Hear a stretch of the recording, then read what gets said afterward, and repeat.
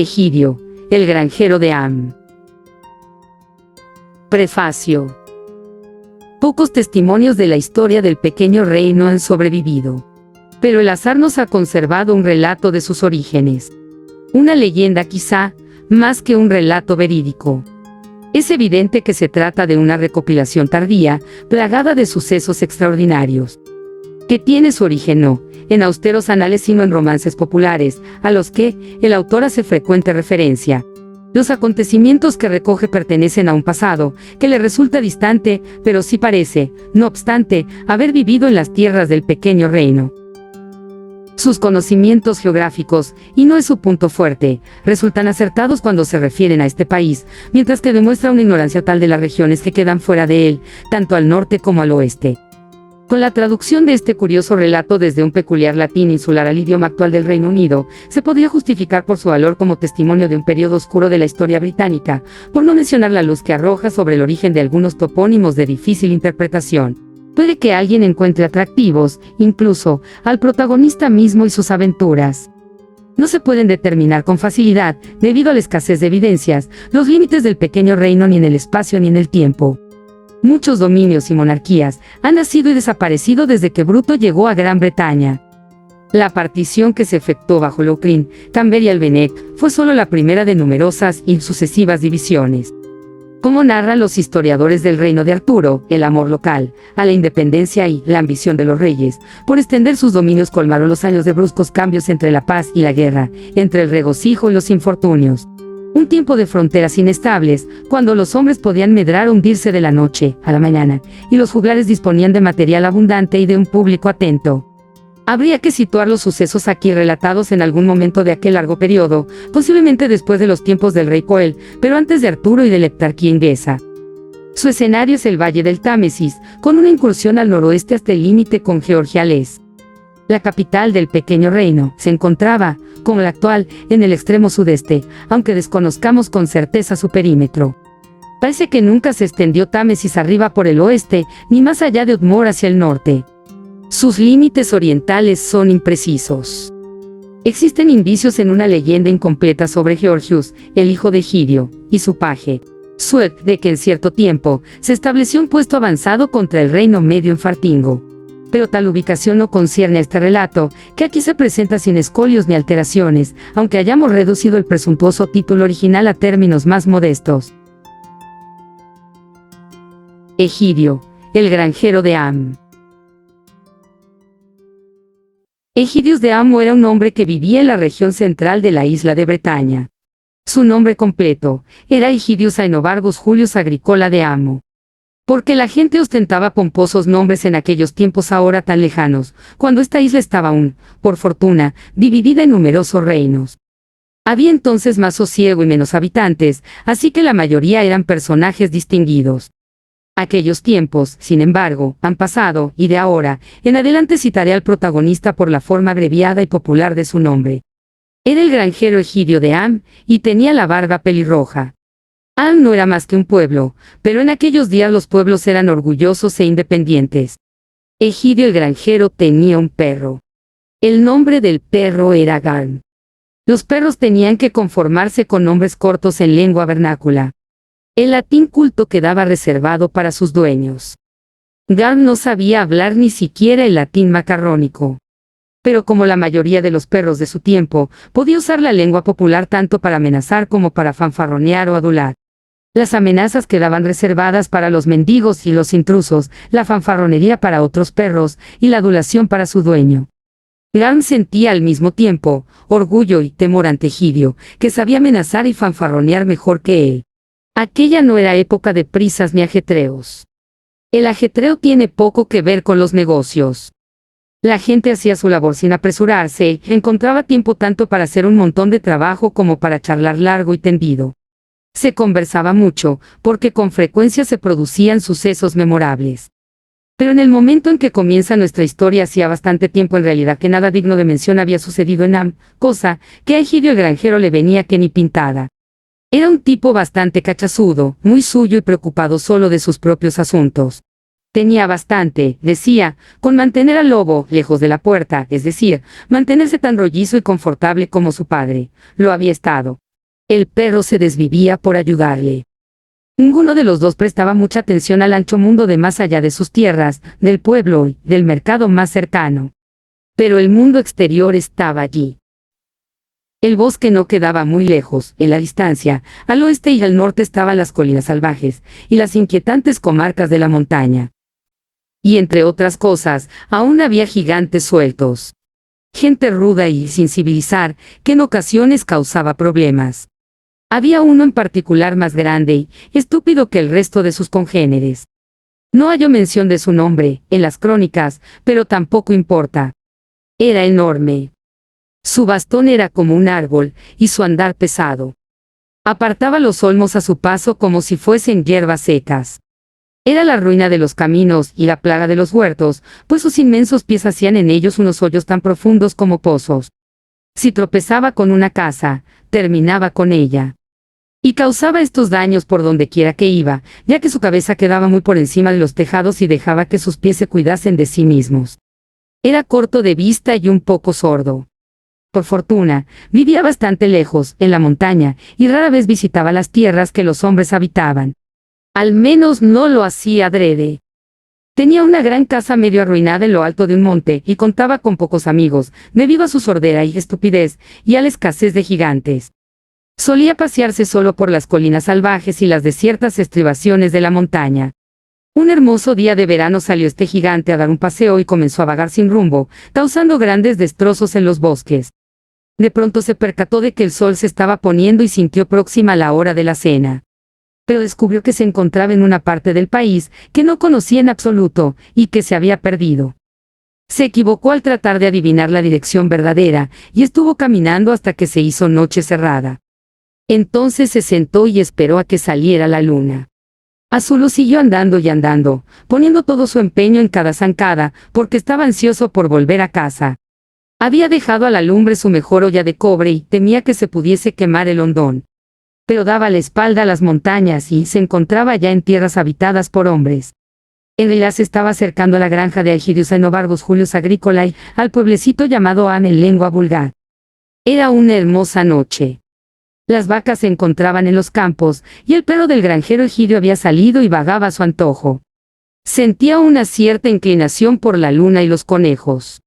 No se imaginaba, por supuesto, que un gigante andaba también de paseo. Esto le habría ofrecido una buena excusa para salir sin permiso, pero también una razón aún mejor para quedarse quieto en la cocina. Hacia las 12 el gigante llegó a los campos de Egidio, rompió las cercas, pisoteó las cosechas y aplastó la hierba lista ya para la siega. En 5 minutos causó más destrozos que la cacería real de zorros en 5 días.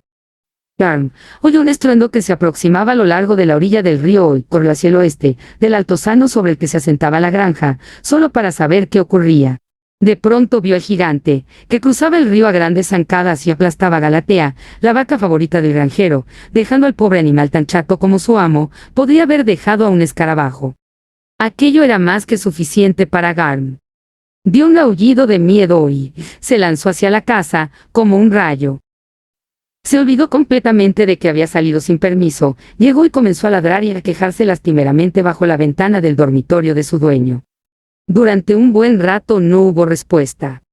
Egidio no se despertaba con facilidad. ¡Socorro! ¡Socorro! ¡Socorro!, gritaba Garm. De pronto se abrió la ventana y salió volando una botella bien dirigida. Dijo el perro, saltando a un lado, con la habilidad que da la práctica. ¡Socorro! ¡Socorro! ¡Socorro! El granjero se asomó. ¡Maldito seas! ¿Qué pasa? Nada, dijo el perro. Nada es lo que yo voy a darte a ti. Te voy a arrancar la piel a tiras por la mañana, contestó el granjero cerrando de un golpe la ventana. ¡Socorro! ¡Socorro! ¡Socorro!, gritó el perro. Egidio asomó de nuevo. Te mataré si vuelves a hacer ruido, dijo. ¿Qué te pasa, su idiota? Nada, dijo el perro. Pero algo te va a pasar a ti. ¿Qué significa eso?, dijo Egidio, sorprendido en medio de su ira. Garm nunca se le había insolentado. Tienes un gigante en tus tierras, un gigante enorme. Y viene hacia aquí, dijo el perro. ¡Socorro! ¡Socorro! Está aplastando las ovejas, ha pisado a la pobre, Galatea y la ha dejado chata como una estera. ¡Socorro! ¡Socorro! Está echando abajo las cercas y destrozando las cosechas. Tienes que ser audaz y rápido, amo, o pronto, no te quedará nada. ¡Socorro! Volvió a aullar Garm. ¡Calla la boca!, gritó el granjero. Y cerró la ventana. Dios misericordioso, murmuró para sus adentros. Y aunque la noche estaba calurosa, sintió un escalofrío y se estremeció. Vuelve a la cama y no seas estúpido, dijo su mujer. Y ahoga a ese perro, por la mañana. No me digas que vas a creer a un perro. Ponen cualquier excusa cuando se les pilla sueltos o robando. Puede que sí, puede que no, Águeda, dijo Egidio. Pero algo ocurre en mis tierras, Garm es un cobarde. Ese perro está aterrado. ¿Y por qué razón tendría que venir a quejarse por la noche cuando por la mañana podría haberse colado con la leche por la puerta trasera? No te quedes ahí discutiendo, dijo ella. Si crees al perro, sigue su consejo. Sea audaz y rápido. Del dicho al hecho hay mucho trecho, contestó Egidio. Porque en verdad él creía buena parte de la historia de Garm. De madrugada los gigantes no parecen tan inverosímiles. Aún así la hacienda es la hacienda. Y Egidio las gastaba de tal forma, con los intrusos que pocos se atrevían a hacerle frente. De modo que se puso los calzones, bajó a la cocina y descolgó el trabuco de la pared. Alguien podría preguntarse, y con razón, ¿qué es un trabuco? Ciertamente, esta misma pregunta les fue hecha a los 4 sabios de Oxenford, que después de pensárselo, contestaron. Un trabuco es un arma de fuego, corta, de gran calibre, que dispara numerosos proyectiles o postas. Puede resultar mortal dentro de un alcance limitado, aunque no se haga un blanco perfecto. Hoy desplazado en países civilizados por otras armas de fuego. El trabuco de Egidio tenía una boca ancha que se abría como un cuerno, y no disparaba proyectiles o postas, sino cualquier cosa con que su dueño pudiera cargarlo. Y a nadie había matado, porque muy raramente lo cargaba, y nunca lo disparó. Para los propósitos de Egidio, bastaba por lo general que lo mostrase. Y el país no estaba civilizado aún, pues el trabuco no había sido desplazado. Se trataba en realidad del único tipo de arma de fuego que había, y aún así, era poco frecuente. La gente prefería los arcos y las flechas, y usaba la pólvora casi exclusivamente para los fuegos artificiales.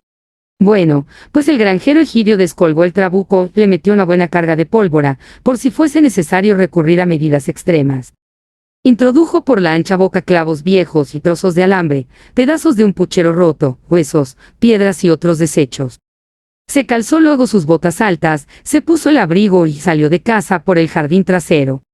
La luna estaba baja, a sus espaldas, y no pudo ver nada más amenazador que las oscuras sombras de los matorrales y de los árboles. Sí pudo oír, sin embargo, un retumbo terrorífico de zancadas que se acercaban por el otro lado del altozano. Egidio no se sintió ni audaz ni rápido, dijese Águeda lo que quisiese. Pero estaba más preocupado por sus bienes que por su piel. Así que con la sensación de que el cinto le quedaba un poco flojo, se dirigió hacia lo alto de la colina. De repente, justo sobre el borde de la cima, se recortó el rostro del gigante, pálido a la luz de la luna, que se reflejaba en sus enormes ojos redondos. Sus pies se encontraban aún bastante más abajo, horadando los campos. La luna deslumbraba al gigante, que no vio al granjero. Pero Egidio sí lo vio a él, y recibió un susto de muerte. Sin darse cuenta apretó el gatillo, y el trabuco se disparó con una detonación ensordecedora. Apuntaba por casualidad más o menos a la horrible carota del gigante. Volando salieron los desechos, las piedras y huesos, los pedazos de la olla y alambres, y hasta media docena de clavos. Y como la distancia era en realidad corta, más por azar que por intención del granjero, muchos de estos objetos alcanzaron al gigante. Un pedazo de la olla se le incrustó en un ojo, un enorme clavo se le hincó en la nariz. «Maldición», dijo el gigante con su grosera forma de hablar. «Me han picado». El ruido no le había causado ninguna impresión, era bastante sordo, pero el clavo no le agradó. Había transcurrido mucho tiempo desde la última vez que se había encontrado con un insecto lo suficientemente violento como para atravesar su gruesa piel. Pero había oído contar que lejos, en los pantanos del este, había libélulas cuyas picaduras eran como las de unas tenazas al rojo. Supuso que se había topado con algo por el estilo. Parajes asquerosos e insanos, está claro. Dijo. No es camino para esta noche. Así que recogió de la ladera un par de ovejas, para prepararse la comida cuando llegase a casa y cruzó de nuevo el río, poniendo a toda prisa rumbo al nordeste. Por fin encontró el camino de casa, pues ahora sí había tomado la dirección oportuna. Pero el hondón de la olla de cobre estaba completamente quemado. Por lo que se refiere a Egidio, cuando el trabuco se disparó, el retroceso lo derribó de espaldas. Y allí se quedó mirando las estrellas y preguntándose si los pies del gigante lo alcanzarían cuando pasase a su lado.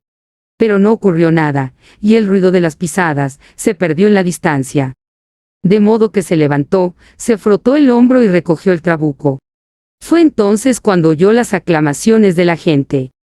La mayor parte de los habitantes de Am habían estado atisbando desde sus ventanas. Algunos se habían vestido y habían salido a la calle, después de que el gigante se hubo marchado. Unos cuantos subían ahora a la colina gritando. Los aldeanos habían oído el horrible estruendo de los pies del gigante y la mayoría se habían metido enseguida bajo las sábanas. Algunos incluso bajo la cama. Garm se sentía al mismo tiempo orgulloso y asustado de su amo. Le resultaba espléndido y terrible cuando se enfadaba. Y, claro, suponía que cualquier gigante pensaría lo mismo. De forma que cuando vio a Egidio salir armado con el trabuco, indicio por lo general de una enorme ira, se precipitó hacia el pueblo, ladrando y gritando. «Salid, salid, salid. Levantaos, levantaos. Acudid a ver a mi poderoso amo, su valentía y decisión. Va a disparar a un gigante intruso. Salid». La cima del altozano resultaba visible desde la mayoría de las casas. Cuando la gente y el perro vieron que la faz del gigante asomaba por encima, quedaron sobrecogidos y contuvieron el aliento, y todos menos Garm pensaron que el asunto era demasiado grave para que Egidio pudiera salir airoso. Fue en ese momento, cuando se disparó el trabuco, y el gigante dio media vuelta, a toda prisa desapareció, y sorprendidos y alegres todos aplaudieron y pitorearon, y Garm casi se quedó ronco de tanto ladrar. ¡Hurra!, gritaban. Así aprenderá. Maese Egidio le ha dado su merecido. Se marcha a casa ahora herido de muerte, como es justo. Y todos juntos volvieron a vitorearlo. Pero incluso mientras gritaban tomaron buena nota, por la cuenta que les tenía, de que después de todo aquel trabuco podía disparar. En las tabernas del pueblo había habido algunas discusiones sobre este punto, pero ahora la cuestión quedaba zanjada.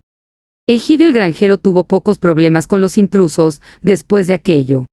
Cuando todo pareció estar en calma, algunos de los vecinos más resueltos subieron a estrecharle la mano.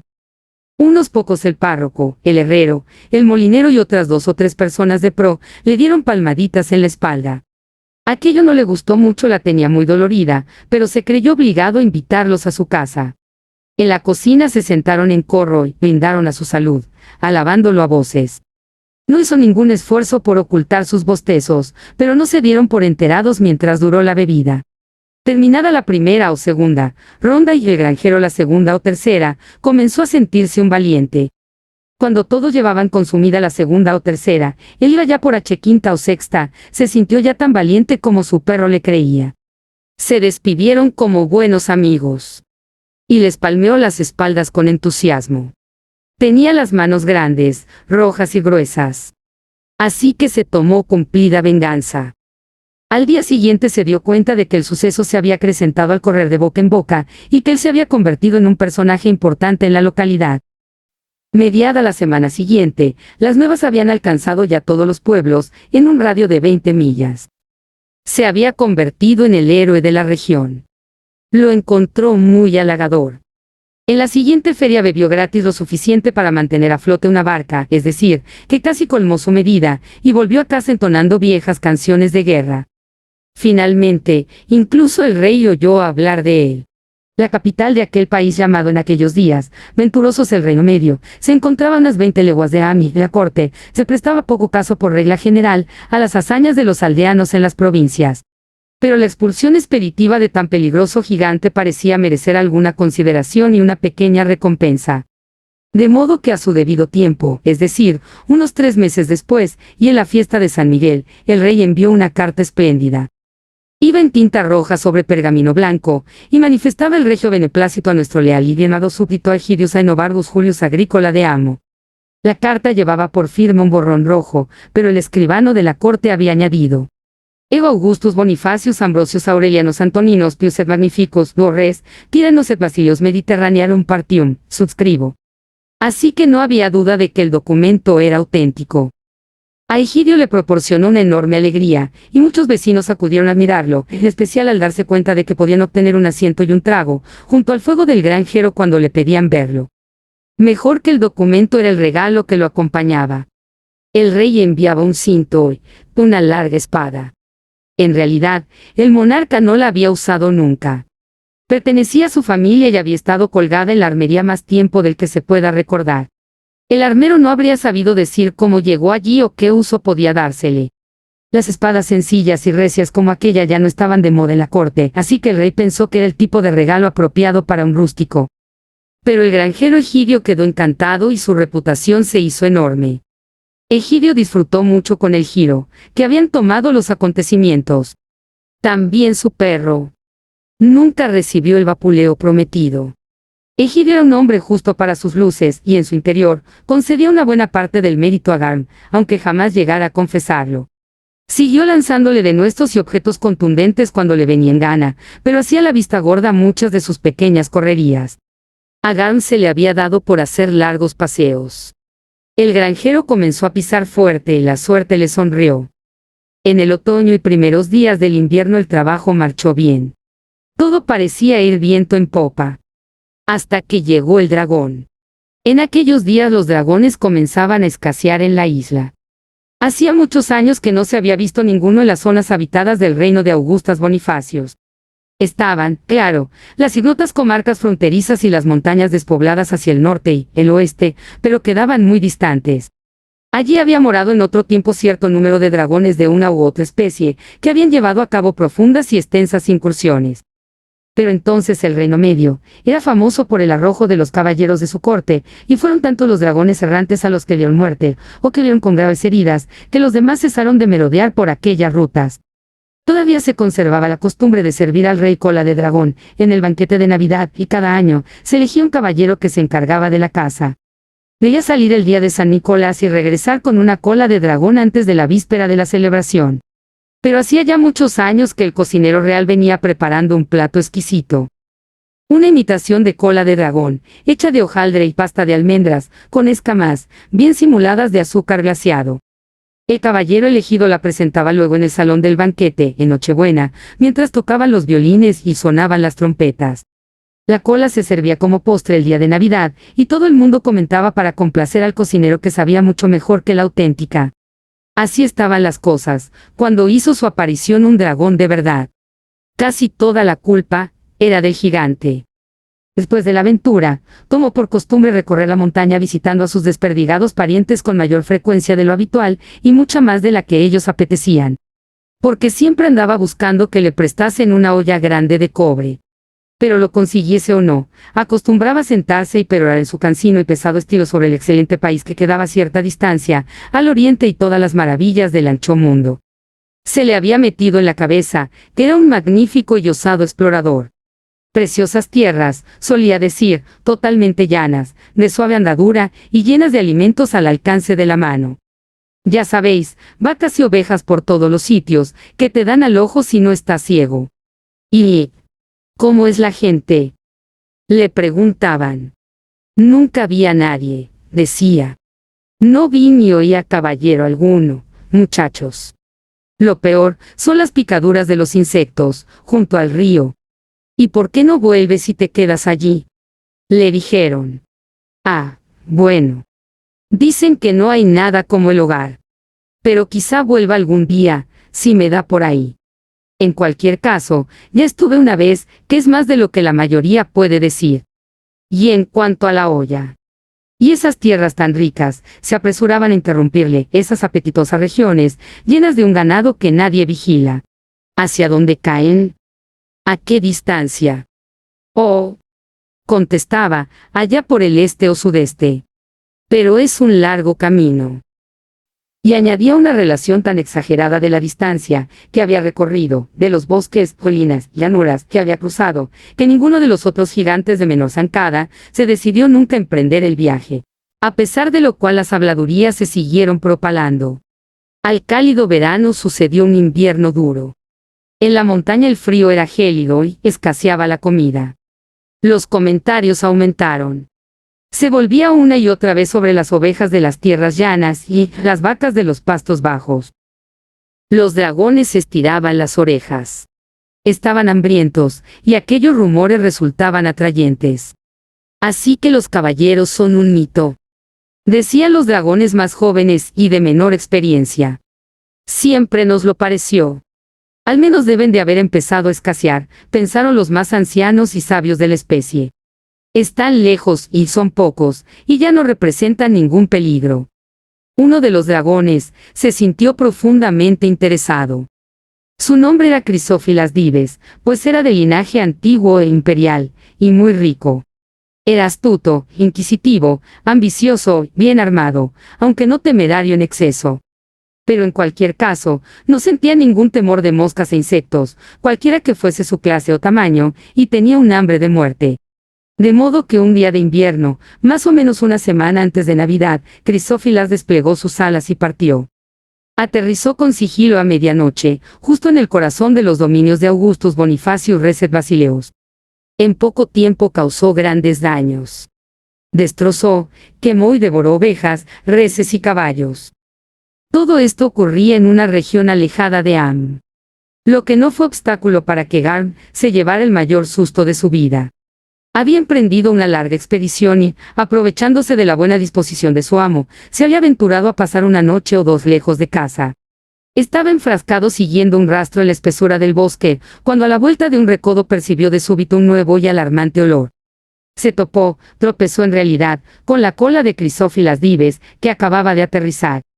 Nunca un perro giró sobre su rabo y salió disparado hacia casa con mayor celeridad que Garm. El dragón oyó su aullido y se volvió rugiendo. Pero Garm estaba ya lejos de su alcance. Corrió durante el resto de la noche y llegó a casa hacia la hora del desayuno. ¡Socorro! ¡Socorro! ¡Socorro!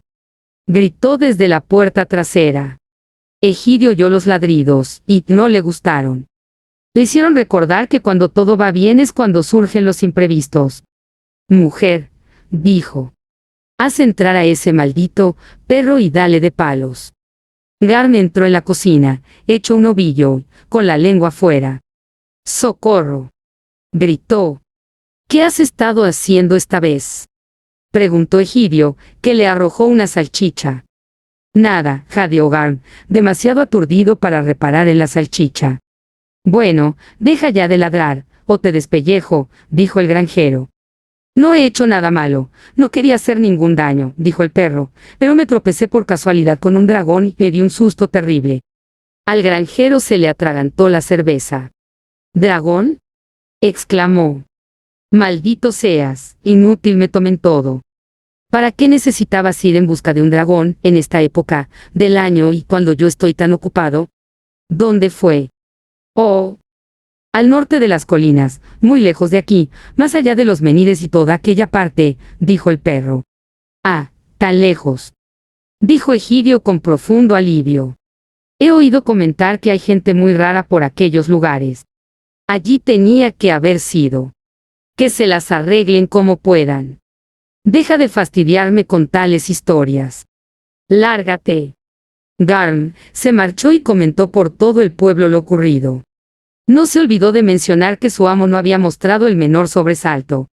Se quedó impertérrito y siguió con el desayuno. A la puerta de sus casas los vecinos lo comentaron con regocijo. Como en las viejas épocas, decían.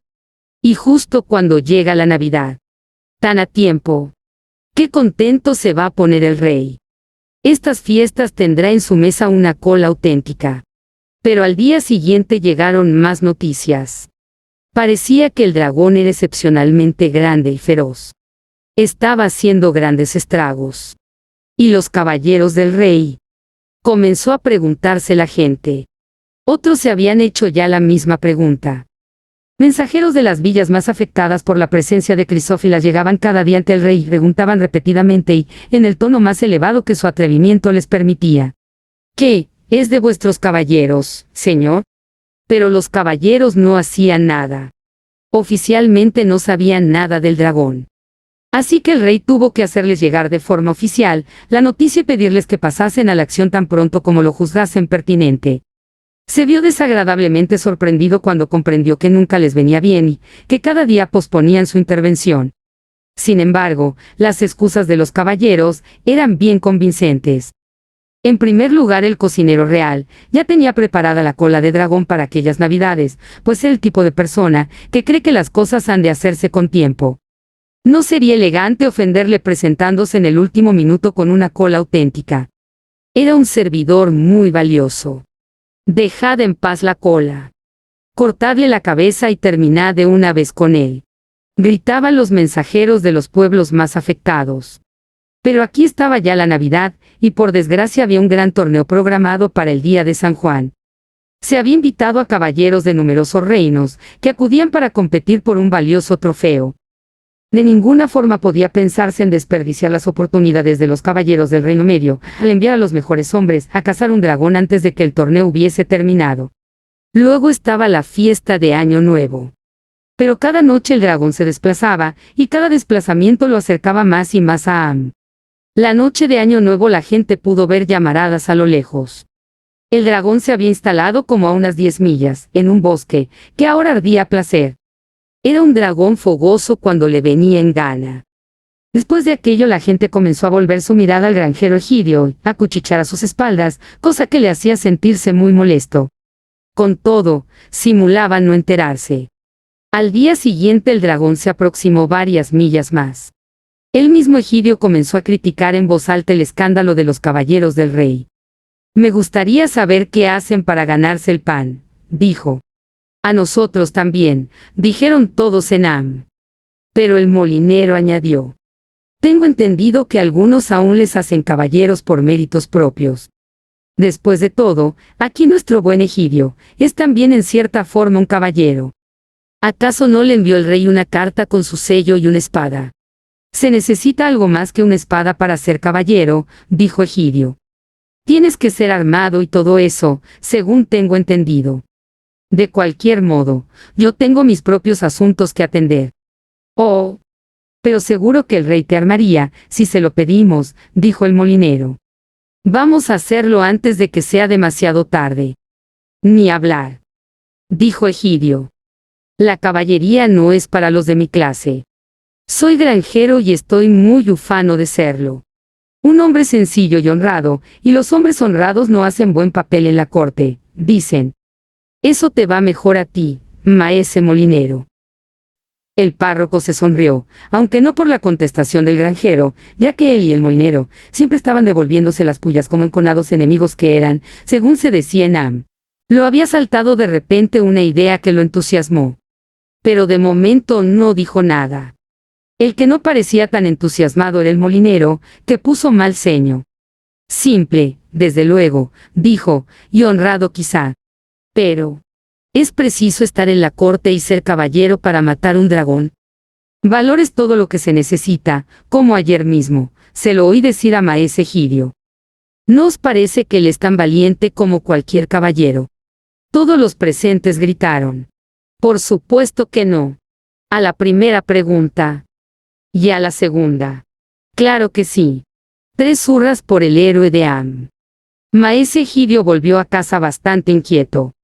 Se estaba dando cuenta de que cuando se alcanza cierta reputación, se hace preciso mantenerla, y que esto puede resultar incómodo. Dio una patada al perro y escondió la espada en un armario de la cocina. Hasta entonces había estado colgada sobre la chimenea. Al día siguiente el dragón se dirigió hacia el vecino, pueblo de Querceto Mocley en lengua vulgar. No solo devoró ovejas, vacas y 1 o 2 niños de tierna edad, sino que se comió también al párroco. De forma harto imprudente el cura había intentado disuadirlo de seguir por los senderos del mal. Aquel suceso produjo una tremenda conmoción. Todos los habitantes de Am, con su propio párroco a la cabeza, subieron a la colina y se presentaron ante el granjero Egidio. «Dependemos de ti», dijeron. Y se quedaron a su alrededor mirándolo hasta que la faz del granjero se puso más roja que su barba. «¿Cuándo vas a entrar en acción?» «Bueno, hoy no puedo hacer nada».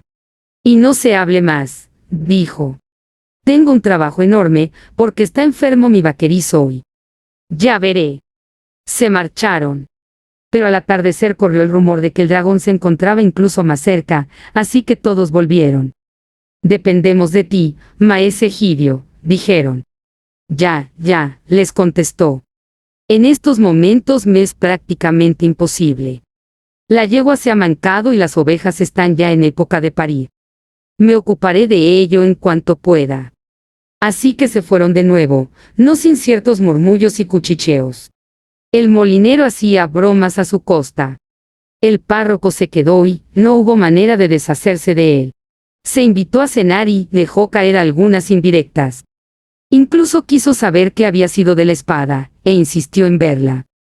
Yacía esta sobre la balda de un armario, en el que cabía con apreturas, y tan pronto como Egidio la sacó ella misma se desenvainó como un rayo, y el granjero dejó caer la vaina como si estuviera al rojo. El párroco se puso en pie de un salto, volcando la cerveza. Levantó con sumo cuidado la espada y trató de volverla a la funda, pero no llegaba a entrar ni un solo palmo. Volvía a salirse limpiamente en cuanto apartaba la mano de la empuñadura. «Dios mío, qué cosa más extraña», dijo el párroco, y se puso a observar con detenimiento funda y hoja. Él era un hombre culto, mientras que el granjero solo podía reconocer con dificultad las letras unciales y no era capaz de leer con seguridad ni su propio nombre. Debido a ello, nunca había prestado atención a las extrañas letras que se podían apreciar borrosamente sobre la vaina y espada. Por lo que respecta al armero del rey, estaba tan acostumbrado a las runas, nombres y otros símbolos de poder y prestancia inscritos en las espadas y sus fundas que no se había preocupado mucho por ellas. En cualquier caso, pensó que era una antiguaya. Pero el párroco las contempló durante largo rato y arrugó el entrecejo. Verdad es que había esperado encontrar alguna inscripción en la espada o en la vaina, y en realidad esta era la idea que se le había ocurrido el día anterior. Mas ahora estaba sorprendido por lo que veía, porque eran letras y signos ciertamente, aunque no podía entender ni jota. «Hay una inscripción en la vaina y algunos signos. Epigráficos pueden verse también sobre la hoja», dijo. «¿De verdad?», dijo Egidio. «¿Y qué pueden significar?». «Los caracteres son arcaicos y la lengua bárbara», dijo el párroco. «Para ganar tiempo, será necesario un estudio más detenido». Le rogó que le prestara aquella noche la espada, a lo que el granjero accedió encantado. Cuando el párroco hubo regresado a casa, tomó de su biblioteca un montón de libros de consulta y se quedó trabajando durante buena parte de la noche. La mañana trajo la noticia de que el dragón se encontraba aún más cerca. Todos los vecinos de Am echaron el cerrojo a sus puertas y cerraron las ventanas. Y los que tenían bodegas bajaron a ellas y allí se quedaron sentados, temblando a la luz de las velas. Pero el párroco se deslizó fuera y fue de puerta en puerta diciendo a todo el que quería oírle a través de una rendija o del ojo de la cerradura lo que había descubierto en su estudio. «Nuestro buen Egidio», decía, «es ahora, por la gracia del rey, el poseedor de Caudimordaz, la famosa espada que los romances populares casi siempre llaman tajarrabos». Los que oían este nombre abrían por lo general la puerta. Conocían la fama de tajarrabos, pues aquella espada había pertenecido a Bellomarius, el más poderoso exterminador de dragones de todo el reino. Algunas crónicas lo consideraban tatarabuelo materno del rey. Eran innumerables las baladas y leyendas de sus hechos, que, aunque olvidados en la corte, aún se recordaban en las aldeas. «Esta espada», dijo el párroco, «no puede permanecer enfundada mientras haya un dragón en un radio de 5 millas. Y no hay duda de que, blandida por la mano de un valiente, no hay dragón que pueda resistírsele». La gente comenzó a recobrar los ánimos. Algunos incluso abrieron las ventanas y asomaron la cabeza. Al final el párroco convenció a unos pocos para que se le uniesen. Pero solo el molinero iba de verdad contento. Ver a Egidio metido en un buen aprieto compensaba, en su opinión, el riesgo. Subieron la colina, no sin dirigir ansiosas miradas hacia el norte, más allá del río. No había señal del dragón. Probablemente estuviera durmiendo. Se había estado hartando durante toda la Navidad. El párroco y el molinero aporrearon la puerta del granjero. No hubo respuesta, así que aporrearon más fuerte. Por fin apareció Egidio, el rostro todo enrojecido. También él había pasado sentado gran parte de la noche, bebiendo una buena cantidad de cerveza. Y continuó con ella tan pronto se levantó. Todos se arracimaron a su alrededor, llamándole buen Egidius, osado Enobargos, gran Julius, fiel agrícola, orgullo de Am, héroe de la región. Y hablaron de Caudimordaz, de tajarrabos, de la espada, que no se podía enfundar, muerte o victoria. La gloria de la caballería rural, la espina dorsal del país, de de ciudadanos, hasta que la cabeza del granjero se hizo irremisiblemente un lío. Basta ya. De uno en uno. Dijo cuando tuvo oportunidad. ¿Qué significa todo esto? ¿Qué significa todo esto? Estoy muy ocupado. ¿Entendéis? De modo que dejaron que el párroco explicara la situación. Entonces tuvo el molinero el placer de ver al granjero en el mayor apuro que podía desearle. Pero las cosas no salieron exactamente como esperaba. Por un lado, Egidio había trasegado un montón de cerveza. Por otro, mostró un curioso sentido de orgullo, envalentonamiento cuando supo que, en realidad, su espada era tajarrabos. En su niñez le habían gustado mucho las leyendas sobre Bellomarius, y antes de llegar a la madurez, había deseado algunas veces poseer la espada maravillosa de un héroe. Se le ocurrió, pues, de improviso que podía blandir a tajarrabos y salir a dar caza al dragón. Pero se había pasado toda la vida regateando, de modo que hizo un esfuerzo más para dar largas al asunto. ¿Cómo? Dijo. Yo cazando dragones. Con estas calzas viejas y este chaleco. Los enfrentamientos con dragones precisan de algún tipo de armadura, según tengo entendido. En esta casa no hay ninguna. Y no hay más que hablar, dijo. Todos estuvieron de acuerdo en que el caso era un tanto peliagudo. Enviaron, pues, a buscar al herrero. El herrero movió la cabeza. Era un hombre lento, sombrío, al que apodaban Sam el Soleado, aunque su verdadero nombre era Fabricius Contator. Nunca silbaba mientras hacía su trabajo, a no ser que se hubiese producido un desastre después de que le hubiera predicho una helada en mayo, por ejemplo. Como se pasaba el día entero anunciando catástrofes de todo tipo, pocas ocurrían sin que las hubiese anticipado. De forma que se apuntaba a los aciertos. Era su mayor placer. Resultaba natural, por lo tanto, que se mostrase remiso a hacer nada que pudiera evitarlas. Volvió a mover la cabeza. No puedo hacer una armadura de la nada, dijo. Y además no es mi especialidad. Es mejor que llaméis al carpintero y que le haga un escudo de madera. No es que le vaya a servir de mucho ante el fuego del dragón. Se les puso la cara larga. Pero el molinero no era persona que abandonase fácilmente su plan de enviar a Egidio contra el dragón, si estaba dispuesto a ir. O bien, si al final se negaba, a hacer estallar la pompa de su reputación en la localidad. ¿Qué tal una cota de malla? Dijo. Siempre es una ayuda. Y no necesita ser muy elegante. Se trata de hacer un trabajo, no de exhibirse en la corte. ¿Qué fue de tu viejo jubón de cuero, amigo Egidio? En la fragua hay un montón de anillas y eslabones. Supongo que ni maese Fabricius sabe lo que hay por allí tirado. No sabes lo que dices, dijo el herrero, animándose poco a poco. Si en lo que piensas es en una auténtica cota de malla, entonces, no hay nada que hacer. Se necesita toda la habilidad de los gnomos, cada anilla enlazada a otras 4, y todo eso. Incluso aunque yo fuera capaz de hacerlo, tendría que estar semanas trabajando. Y para entonces todos nosotros estaríamos ya en la fosa, dijo, o cuando menos en la panza del dragón. Y mientras el herrero comenzaba a sonreír, los demás se retorcían las manos abatidos. Pero estaban ya tan asustados que no querían dar de lado el plan del molinero, y se volvieron a él en busca de consejo. Bueno, dijo. He oído que en otros tiempos los que no podían comprarse las brillantes corazas fabricadas en las tierras del sur solían coser sobre un jubón de cuero anillas de hierro, y se conformaban con eso. Veamos lo que se puede hacer en este sentido. Así que Egidio tuvo que desempolvar su viejo jubón, y al herrero se le mandó a su fragua a toda prisa. Buscaron allí por todos los rincones y dieron vuelta al montón de chatarra, cosa que no se hacía en años. Al final encontraron, todo perdido de rumbre, un buen número de pequeñas anillas desprendidas de alguna vieja cota, tal como las había descrito el herrero. Sam, más sombrío y disgustado a medida que la tarea parecía garantizar alguna esperanza, fue obligado a ponerse a trabajar enseguida, reuniendo, ordenando y limpiando las anillas. Y cuando se vio con claridad que no eran suficientes para una persona tan ancha de pecho y espaldas como Maese Egidio, cosa que le hizo notar con satisfacción, le obligaron a deshacer viejas cadenas y convertir los eslabones en anillas tan finas como dio de sí su habilidad con el martillo. Cogieron luego las más pequeñas y las pusieron sobre el pecho del jugón, y situaron en la espalda las más gruesas y pesadas. Finalmente, como aún seguían llegando anillas tanto habían apremiado al pobre Sam, tomaron un par de calzones del granjero y también los cubrieron con ellas. Encaramado en una repisa, en un oscuro rincón de la herrería, el molinero encontró el viejo armazón de hierro de un yelmo y al momento puso a trabajar al remendón del pueblo, para que lo cubriese de cuero del mejor modo posible. El trabajo les llevó lo que restaba de aquel día y todo el siguiente, que fue la víspera de Reyes o Epifanía, aunque no se hizo ningún caso de la fiesta. El granjero Egidio celebró la ocasión con más cerveza de la acostumbrada.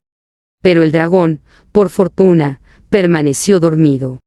Por el momento había olvidado hambre y espadas. El día de Epifanía, temprano, subieron la colina llevando el estrafalario resultado de aquel trabajo artesanal. Egidio estaba esperándolos. Ya no le quedaban excusas que oponer. Así que se colocó el jubón de malla y los calzones. El molinero soltó una risita. Egidio se calzó sus botas altas y unas viejas espuelas. Y también el yelmo recubierto de cuero. Pero en el último momento colocó sobre el yelmo un viejo sombrero de fieltro y echó sobre el jubón su amplia capa gris. ¿Qué propósito tiene eso, maese?, le preguntaron. Bueno, dijo Egidio, si pensáis que se puede salir a cazar dragones tintineando y repicando como las campanas de Canterbury, yo no estoy de acuerdo. No me parece lógico anunciar al dragón antes de tiempo, que vas a su encuentro. Y un yelmo es un yelmo, una invitación al combate. Quizás si el reptil ve solo mi viejo sombrero por encima del seto pueda acercarme más adelante de que comiencen los problemas. Las anillas estaban cosidas de forma que la parte suelta de una montaba sobre la otra, y por supuesto tintineaba. La capa ayudó a amortiguar el ruido, pero Egidio presentaba una figura de lo más extravagante. Claro que no se lo dijeron. Le ciñeron con dificultad el cinturón y colgaron de él la funda.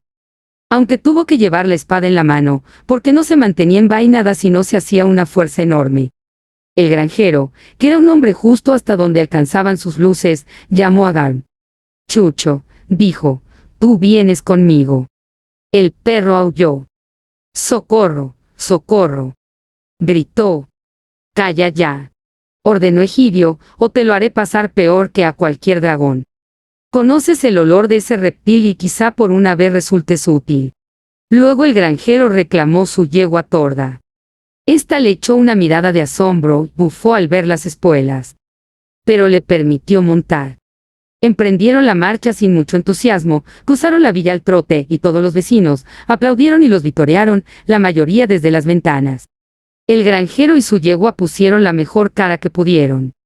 Pero Gar no tenía sentido del ridículo e iba con el rabo entre las piernas. A la salida del pueblo cruzaron el puente que atraviesa el río. Cuando por fin quedaron fuera de la vista de sus conciudadanos, acortaron el paso. Sin embargo, dejaron muy pronto atrás las tierras de Egidio, de los demás vecinos de Am, y llegaron a parajes que el dragón ya había visitado. Había árboles tronchados, setos quemados, hierba chamuscada, y el silencio era inquietante y ominoso. El sol brillaba con esplendor y a Egidio le hubiera gustado tener el valor suficiente para desprenderse de una prenda o dos, y se preguntó si no había tomado algún trago de más. Bonito fin para la Navidad y demás, pensó. Y tendré suerte si no supone mi propio final. Se secó la cara con un pañolón verde, no rojo porque los trapos rojos enfurecen a los dragones, según había oído decir. Pero no encontró al dragón. Recorrió muchos senderos, anchos y estrechos, y las tierras abandonadas de otros labradores, pero ni aún así encontró al dragón. Garm, por supuesto, no fue de ninguna utilidad. Se colocó justo detrás de la yegua y se negó a usar el hocico. Llegaron por fin a un camino ondulante que había sufrido pocos daños y parecía tranquilo y apacible. Después de seguirlo como una media milla, Egidio comenzó a preguntarse si no había cumplido ya con su deber y con todo lo que su reputación exigía.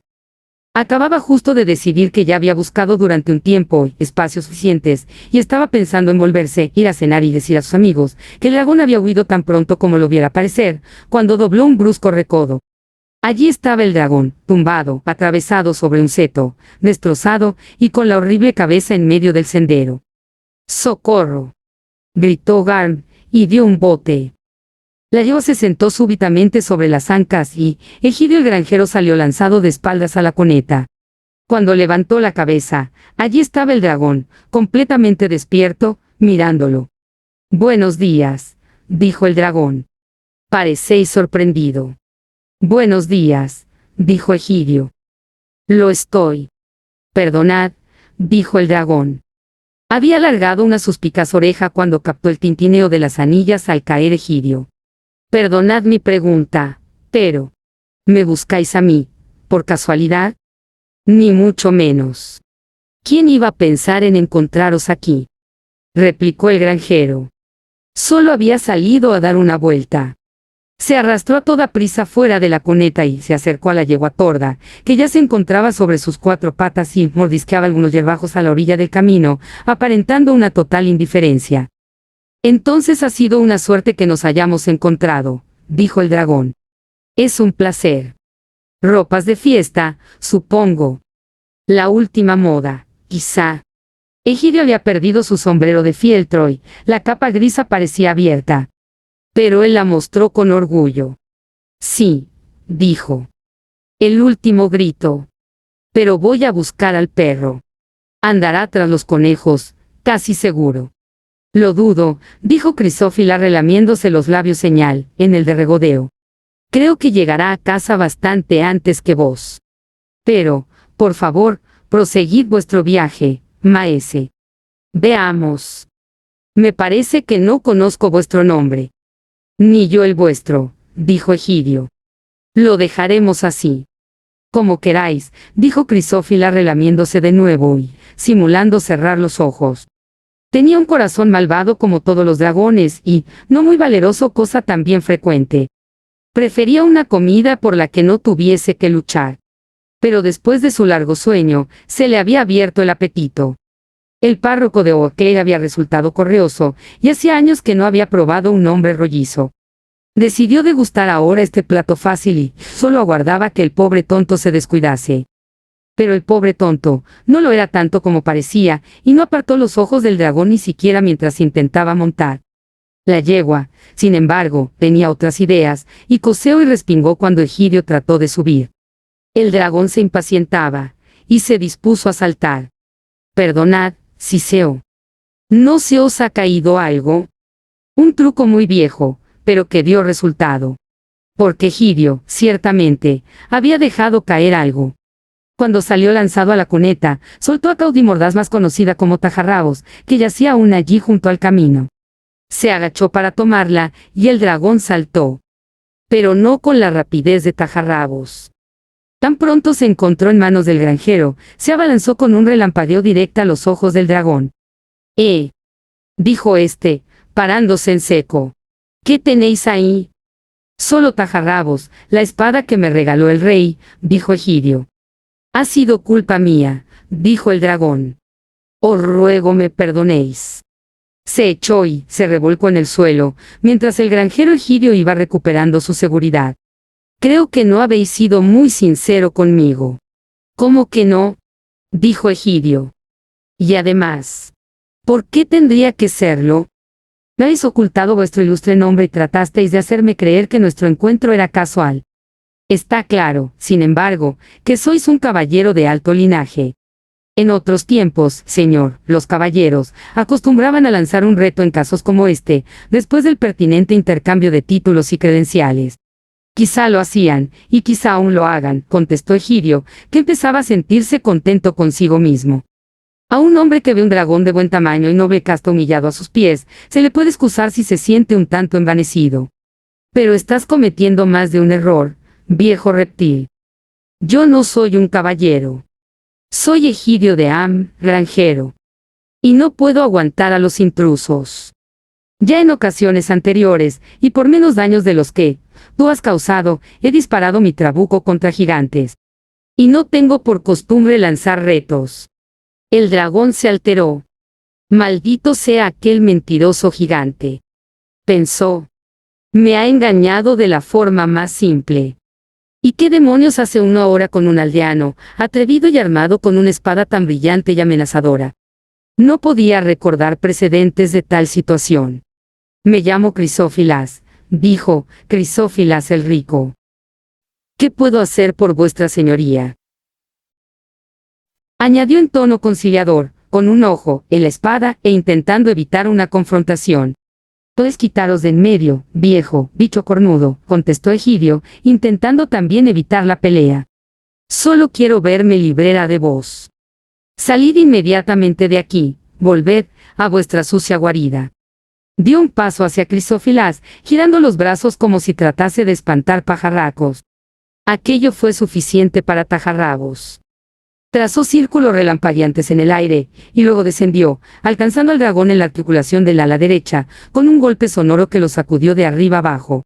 Por supuesto, Egidio sabía muy poco acerca de los métodos más apropiados para matar dragones o hubiera dirigido la espada hacia un punto más sensible. Pero Tajarrabos lo hizo lo mejor que pudo en manos inexpertas. Para Crisófilas fue más que suficiente. No podría usar el ala durante varios días. Se levantó e intentó volar, dándose cuenta de que no era capaz. El granjero saltó a lomos de la yegua. El dragón echó a correr. La yegua hizo lo propio. El dragón entró a galope en un campo, soplando y resoplando. También la yegua. El granjero voceaba y gritaba como si estuviera presenciando una carrera de caballos. Y mientras, continuaba blandiendo su tajarrabos. Cuanto más corría el dragón, más aturdido se encontraba, y siempre la yegua torda, a toda rienda, pegada a él. Allá se fueron, batiendo con sus cascos, caminos y sendas, a través de las brechas de las vallas, cruzando numerosos campos y vadeando numerosos arroyos. El dragón soltaba humo y resoplaba, perdido todo sentido de orientación. Al cabo, se encontraron de pronto en el puente de Am, lo cruzaron con el estruendo de un trueno y entraron rugiendo en la calle mayor del pueblo. Allí Garm tuvo la desvergüenza de deslizarse desde una calleja lateral y unirse a la casa. Todo el mundo se encontraba en las ventanas o en los tejados. Algunos reían y otros lanzaban vítores. Y algunos golpeaban latas y sartenes y cacerolas. Otros tocaban cuernos y gaitas y pitos. El párroco había ordenado voltear las campanas de la iglesia. No se había organizado en Am otro pandemonium como aquel hacía cientos de años. Justo a la puerta de la iglesia, el dragón se dio por vencido. Se tumbó resollando en medio del camino. Garm llegó, le husmeó la cola, pero Crisófilas era ya incapaz de sentir vergüenza.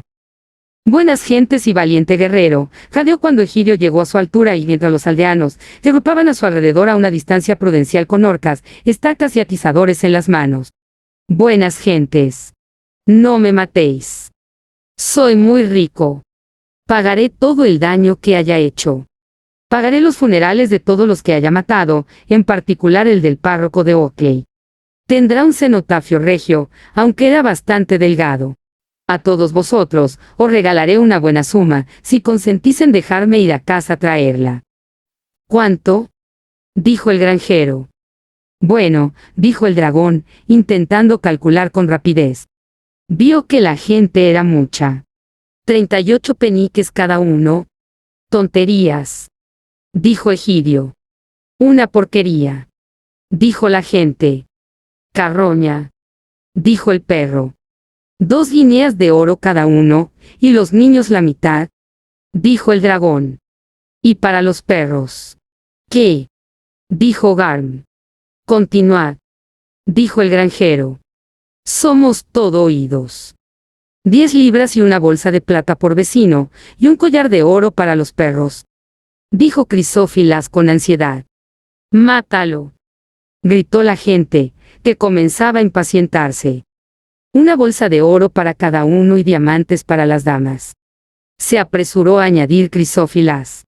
Ahora empezáis a entrar en razón, aunque no del todo, dijo el granjero. Te has vuelto a olvidar de los perros, dijo Garm. ¿Bolsas de qué tamaño? dijeron los hombres. ¿Cuántos diamantes?, preguntaron sus mujeres. Dios mío, será mi ruina, gimió el dragón. Os lo merecéis, dijo Egidio. Podéis elegir entre quedar arruinado o muerto donde estáis. Blandió a tajarrabos y el dragón se acobardó. Decídete, gritó la gente, cada vez más atrevida y acercándose más. Crisófilas disimuló, pero en su fuero interno soltó la risa. Un espasmo silencioso que nadie percibió. El regateo había comenzado a divertirlo. Resultaba evidente que aquella gente quería obtener algo. Conocían muy poco los caminos del ancho y pérfido mundo.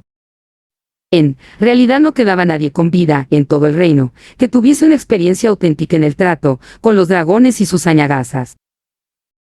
Crisófilas estaba recuperando el aliento y con él su sagacidad. Se pasó la lengua por los labios. Estipulad la cantidad vosotros mismos, dijo. Todos comenzaron a hablar a la vez. Crisófilas escuchaba con interés. Solo una voz le inquietaba. La del herrero. Nada bueno saldrá de todo esto, recordad mis palabras. Decía. Los reptiles jamás regresan, digáis lo que digáis. Pero en cualquier caso, de esto no puede salir nada bueno. No entres en el trato, si no te gusta, le dijeron. Y así continuaron porfiando, sin hacer mayor caso del dragón. Crisófilas levantó la cabeza. Pero si había pensado saltar sobre ellos o escabullirse durante la discusión, se vio defraudado. El granjero Egidio se encontraba próximo, mordisqueando una paja y cavilando. Pero con tajarrabos en la mano y sin quitarle ojo al dragón. Sigue echado donde estás, dijo, o recibirás tu merecido, haya o no haya oro. El dragón se aplastó contra el suelo. Por fin nombraron portavoz al párroco, quien se adelantó junto a Egidio. Bestia vil, dijo, debes traer hasta este lugar todas tus ilícitas riquezas. Después de compensar a todos aquellos a los que has hecho daño, nosotros nos repartiremos el resto equitativamente. Luego, si prometes solemnemente no volver a inquietar nuestras tierras ni incitar a otro monstruo a molestarnos, te dejaremos regresar a casa con la cabeza y la cola íntegras. Y ahora harás juramentos tan solemnes de que vas a volver con el rescate, e incluso la conciencia de un reptil se ha de sentir obligada a cumplirlos. Crisófilas aceptó, después de unas muestras convincentes de sentir dudas. Hasta, lamentando su ruina, derramó lágrimas ardientes, que formaron humeantes charcos en el suelo. Pero no lograron conmover a nadie. Hizo numerosos juramentos, solemnes y sobrecogedores, de que regresaría con todas sus riquezas para la fiesta de San Hilario y San Félix. Lo que le concedía un plazo de 8 días, tiempo demasiado corto para el viaje, como incluso los legos en geografía podían haber comprendido. Sin embargo, le permitieron marchar y lo escoltaron hasta el puente. Hasta nuestro próximo encuentro, dijo al cruzar el río. Estoy seguro de que todos lo estaremos esperando con ansiedad. Nosotros, desde luego, sí, le contestaron. Eran, a todas luces, unos estúpidos. Porque, aunque los compromisos que había contraído deberían haber lastrado su conciencia de remordimientos y de un gran temor a la desventura, él, carecía en absoluto de conciencia. Y si falta tan lamentable en un ser de imperial linaje, quedaba fuera de la comprensión de las mentes sencillas, al menos el párroco con toda su erudición debía haberla presumido. Quizá lo hizo. Era hombre de letras y podía, qué duda cabe, ver en el futuro, con mayor profundidad que los demás. El herrero movió la cabeza mientras regresaba a su herrería. Nombres de mal agüero, dijo. Hilario y Félix. No me gusta cómo suenan. El rey, por supuesto, supo con prontitud las nuevas. Se esparcieron por el reino como el fuego, no disminuyeron precisamente mientras se propalaban. El rey se sintió profundamente conmovido por varias razones, de las que las financieras no eran las menores. Y decidió personarse enseguida en el pueblo de Am, donde tan extraordinarias cosas parecían suceder. Llegó 4 días después de la partida del dragón, cruzando el puente sobre su caballo blanco y acompañado de una multitud de cortesanos, heraldos y un enorme tren de equipaje. Los vecinos se habían puesto sus mejores ropas y se alineaban en la calle para darle la bienvenida. El cortejo hizo alto en el descampado existente frente a la entrada de la iglesia. Egidio el granjero se arrodilló ante el rey cuando fue presentado. Pero el rey le ordenó levantarse, e incluso le dio unas palmaditas afectuosas en la espalda. Los caballeros simularon no darse cuenta de tal familiaridad. El monarca ordenó que toda la gente acudiera al amplio pastizal que Egidio poseía junto al río. Y cuando se hubieron reunido, incluso Gar, que también se sintió aludido, Augustus Bonifacius Reset Basileus, tuvo a bien dirigirse a ellos. Les explicó con sumo celo cómo todas las riquezas del malvado Crisófilas le pertenecían él en calidad de señor de aquellas tierras. No hizo mucho hincapié en su pretensión al título de soberano de la región montañosa, pretensión objetable. En todo caso, no nos cabe duda, dijo, que todos los tesoros de ese reptil fueron arrebatados a nuestros antepasados. Pero somos, como todos sabéis, justos y generosos, y nuestro buen vasallo Egidio recibirá una recompensa apropiada. Tampoco quedarán sin una muestra de nuestra estimación nuestros leales súbditos de estas tierras, desde el párroco hasta el niño más pequeño. Estamos muy complacidos con Am. Aquí al menos el pueblo tenaz e incorruptible conserva todavía el antiguo valor de nuestra raza. Mientras el rey hablaba, sus caballeros comentaban la última moda en sombreros. Los lugareños hicieron reverencias y cortesías, y le dieron las gracias con gran respeto. Pero en aquel momento, todos deseaban haber cerrado el trato con el dragón, en las 10 libras, y haber mantenido el asunto en silencio. Conocían al rey lo suficiente para estar seguros de que, en el mejor de los casos, su estima no alcanzaría aquella cifra. Gaun comprobó que no se había mencionado para nada a los perros. Egidio el granjero era el único que se sintió feliz de verdad. Estaba seguro de recibir alguna recompensa y muy contento. No faltaba más. De haber salido con bien de un asunto tan feo, con su reputación más alta que nunca entre sus paisanos. El rey no se marchó. Plantó sus reales en el campo de Egidio, se dispuso a esperar hasta el 14 de enero, intentando pasarlo lo mejor posible en aquel villorrio miserable alejado de la capital. Durante los 3 días siguientes la comitiva real terminó con la casi totalidad del pan, mantequilla, huevos, pollos, tocino y cordero, y se bebió hasta la última gota de cerveza añeja que había en el lugar. Luego comenzaron a quejarse por la escasez de provisiones. El rey pagó con largueza por todo en bonos que más tarde haría efectivo su tesorería, que esperaba ver ricamente acrecentada en breve. Así que la gente de Am, que no conocía la verdadera situación de las arcas del Estado, estaba más que satisfecha. Llegó el 14 de enero, festividad de San Hilario y San Félix, y todo el mundo estuvo despierto y preparado desde primeras horas. Los caballeros se revistieron de sus armaduras.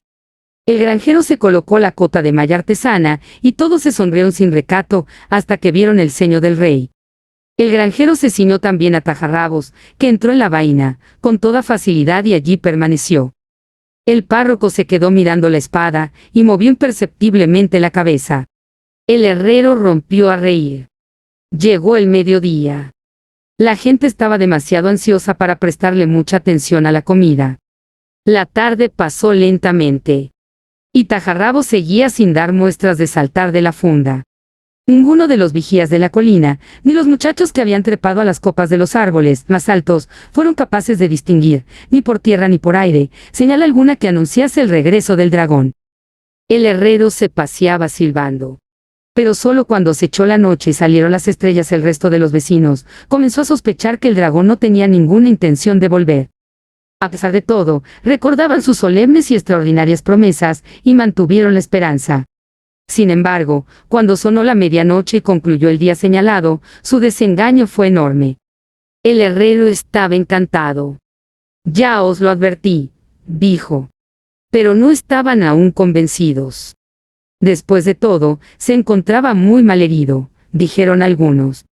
No le dimos tiempo suficiente, dijeron otros. Hay una distancia enorme hasta las montañas, y traerá un montón de cosas. Quizá haya tenido que ir a buscar ayuda. Pasó el día siguiente, y el siguiente. El desencanto era general. El rey estaba rojo de ira. Se habían agotado vituallas y bebidas, y los caballeros murmuraban abiertamente. Estaban ansiosos de volver a los placeres de la corte. Pero el rey necesitaba dinero. Se despidió de sus leales súbditos, aunque con sequedad y despego. Y canceló la mitad de los bonos de tesorería. Con Egidio se mostró bastante frío, y lo despidió con una inclinación de cabeza. «Tendrás noticias nuestras más adelante», dijo. Y partió a caballo con sus nobles y heraldos. Los más crédulos y simples pensaron que pronto llegaría desde la corte un mensaje reclamando a maese Egidio ante el rey para, por lo menos, armarle caballero. Al cabo de una semana, se recibió el mensaje, pero su contenido era muy otro. Había 3 copias firmadas. Una para Egidio, otra para el párroco, y otra para que se clavase en la puerta de la iglesia. Solo la dirigida al párroco fue de alguna utilidad, porque la escritura usada en la corte era muy peculiar y tan incomprensible para los aldeanos de Am como los libros en latín. Pero el párroco la vertió al lenguaje común y la leyó desde el púlpito. Era corta y directa para ser una carta real. El soberano tenía prisa. Nos, Augustus B. A. P. y M. Res, etc. Hacemos saber que hemos determinado, para seguridad de nuestros dominios, y para salvaguarda de nuestro honor, que el reptil o dragón, que se nombra a sí mismo, Crisófilas el Rico, debe ser encontrado y castigado convenientemente por su mala conducta, fechorías, felonías y sucio perjurio. Todos los caballeros a nuestro real servicio quedan, en consecuencia, obligados a armarse y estar prestos para esta empresa, tan pronto como maese Egidius A. J. Agricola llegue a nuestra corte. Otro sí, como el dicho Egidio se ha mostrado hombre fiel y muy capaz de enfrentarse a gigantes, dragones y otros enemigos de la paz del rey, le ordenamos, por tanto, que se ponga inmediatamente en camino y se una con toda presteza a nuestros caballeros. La gente comentó que esto suponía un gran honor y el paso previo a ser armado caballero. El molinero sentía envidia. Nuestro amigo Egidius está escalando posiciones, dijo. Espero que nos conozca cuando vuelva. Es posible que no vuelva nunca, dijo el herrero. Ya está bien, cara de penco, dijo el granjero completamente fuera de sí. A la porra con los honores. Si regreso, incluso la compañía del molinero será bienvenida. Pero aún así produce cierto alivio pensar que voy a dejar de veros por algún tiempo. Y con esto se apartó de ellos. No se le pueden poner excusas al rey, como se hace con los vecinos. Así que corderos o no corderos, arar o no arar, leche o agua, tuvo que montar en su yegua torda y emprender la marcha. El párroco acudió a despedirlo. Espero que lleves una soga fuerte, dijo. ¿Para qué? Dijo Egidio. Para ahorcarme con ella. Vamos. Animo, maese Egidio, dijo el párroco. Creo que puedes confiar en la buena suerte que tienes. Pero lleva también una soga, porque puedes necesitarla, si no me engañan mis previsiones. Y ahora, adiós, y regresa con bien. Ya. Y volver y encontrar toda la casa y las tierras hechas un desastre. Malditos dragones, dijo Egidio. Luego, poniendo un gran rollo de cuerda en un fardel junto a la silla, montó y partió. No se llevó el perro, que se había mantenido toda la mañana fuera de su vista.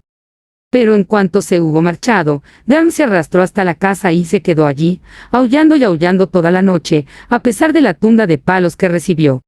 ¡Ay! ¡Ay! Gritaba. Nunca volveré a ver a mi querido amo. Y era tan terrible y magnífico. Me gustaría haberle acompañado. Vaya que sí. Cierra la boca, dijo la mujer del granjero, o no vivirás para comprobar si vuelve. El herrero oyó los aullidos. Mal augurio, comentó complacido. Pasaron muchos días y no hubo nada nuevo.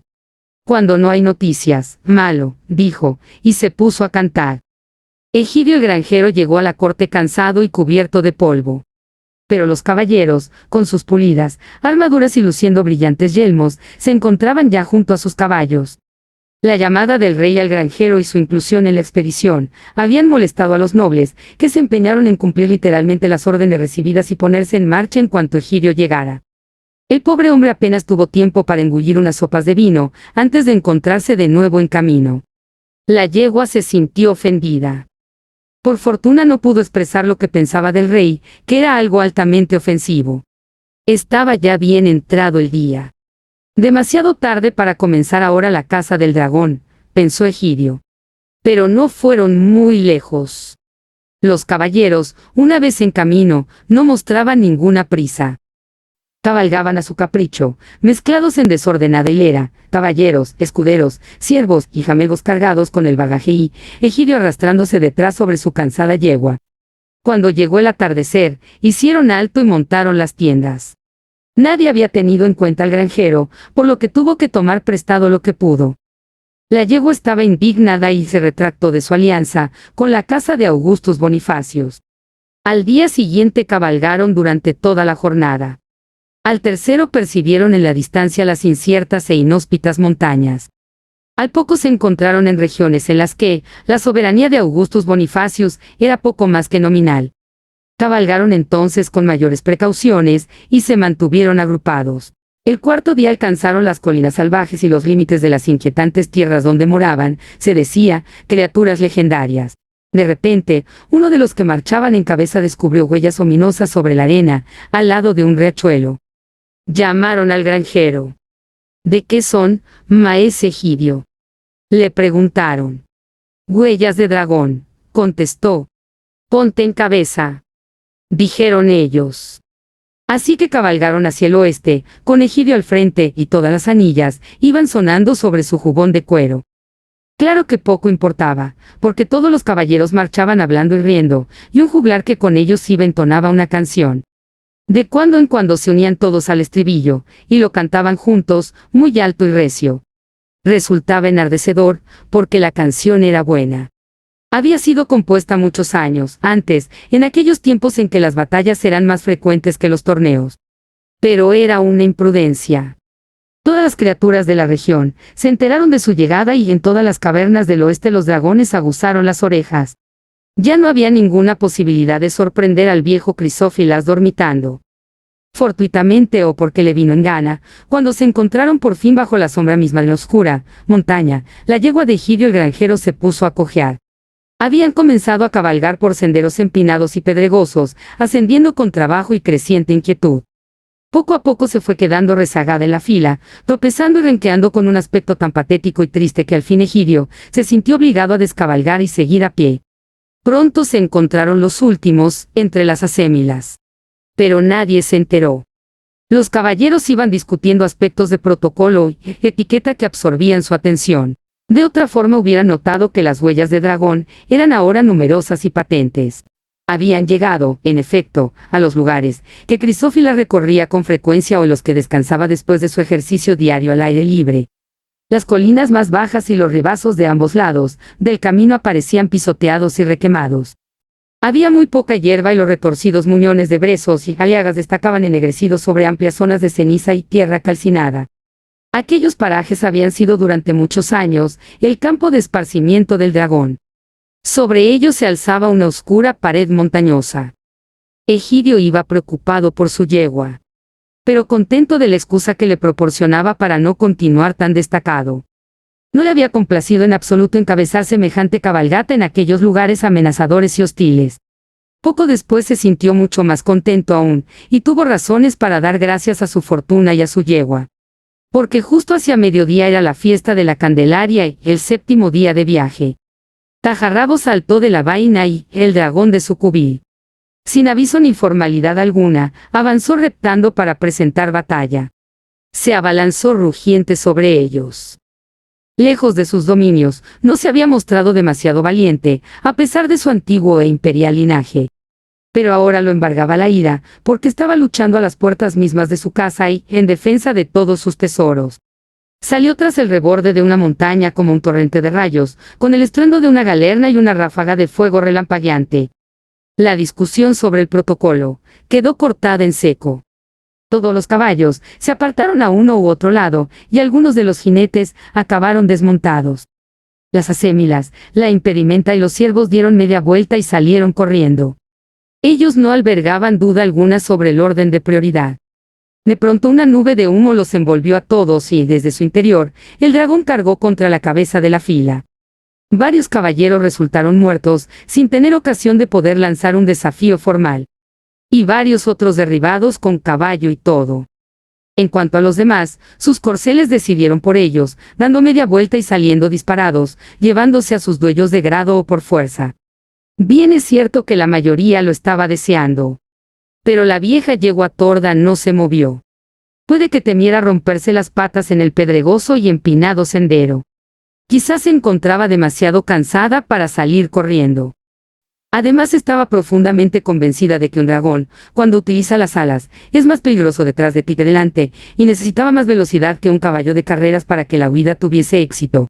Por otro lado, ella había visto a este Crisófilas en ocasiones anteriores y recordaba cómo lo había perseguido por los campos y el río, allá, en su tierra, hasta que cayó dominado en la calle mayor del pueblo. De forma que afianzó bien las cuatro patas y soltó un bufido. Egidio estaba todo lo pálido que su tez le permitía, pero se mantuvo a su lado. No veía qué otra cosa podía ser. Y así sucedió que el dragón, al cargar línea abajo, se encontró de sopetón a su viejo enemigo con tajarrabos en la mano. Aquello era lo último que esperaba. Se desvió a un lado, como un enorme murciélago, y se desplomó sobre el ribazo próximo al camino. Allí se presentó la yegua torda, olvidada casi de su cojera. Egidio, más envalentonado, se había encaramado a su lomo con toda premura. «Perdonad», dijo, «pero estabais buscándome, por casualidad». «Ni mucho menos», dijo Crisófilas. «¿Quién iba a pensar en encontraros aquí? Solo había salido a volar un rato». «Entonces ha sido nuestra buena suerte la que nos ha guiado», dijo Egidio. «Y es un placer para mí, porque yo sí os estaba buscando. Es más, tenemos un asuntillo pendiente. Varios, para ser más precisos». El dragón pegó un bufido. Egidio levantó la mano para resguardarse del ardiente vapor, y con un destello tajarrabos, se proyectó hacia adelante, peligrosamente, próxima al hocico del dragón. Gritó, dejando de resoplar. Comenzó a temblar, retrocedió y se le heló todo su fuego interior. «No habréis venido, supongo, a matarme, buen maese». Siseó. «No, no», dijo el granjero. «Yo no he dicho nada de matar». La yegua torda dio un respingo. «¿Qué hacéis, entonces, si me permitís la pregunta, con todos estos caballeros?», dijo Crisófilas. «Ellos siempre matan dragones, si no los matamos nosotros primero a ellos». «Yo no estoy haciendo nada ni tengo nada que ver con toda esa gente», dijo Egidio. «Y de todas formas, están ya todos muertos o en fuga. ¿Qué pasa con lo que prometisteis en Epifanía?» «¿Qué de qué?», dijo Crisófilas con ansiedad. «Lleváis casi un mes de retraso», dijo Egidio, «y el plazo está vencido. He venido a cobrar. Deberíais pedirme perdón por todas las molestias que he tenido que aguantar». desde luego», dijo él. «Desearía que no os hubieseis molestado en venir. Esta vez te costará hasta la última moneda, y sin trucos de mercachife», dijo Egidio, «o morirás y yo colgaré tu piel de la torre de la iglesia, para que sirva de escarmiento». «¡Qué crueldad!». «Un trato es un trato», dijo Egidio. «No puedo quedarme con un anillo o dos, y una pizca de oro por pagar en efectivo». «Ni un botón de hojalata», dijo Egidio. Y así estuvieron durante un rato, regateando y discutiendo como la gente en el mercado. Sin embargo, el final fue el que os habréis imaginado. Porque, digan lo que digan, pocos habían conseguido engañar nunca a Egidio en un regateo. El dragón se vio obligado a regresar a pie a su cubil, pues Egidio se puso a su costado, manteniendo muy cercana a tajarrabos.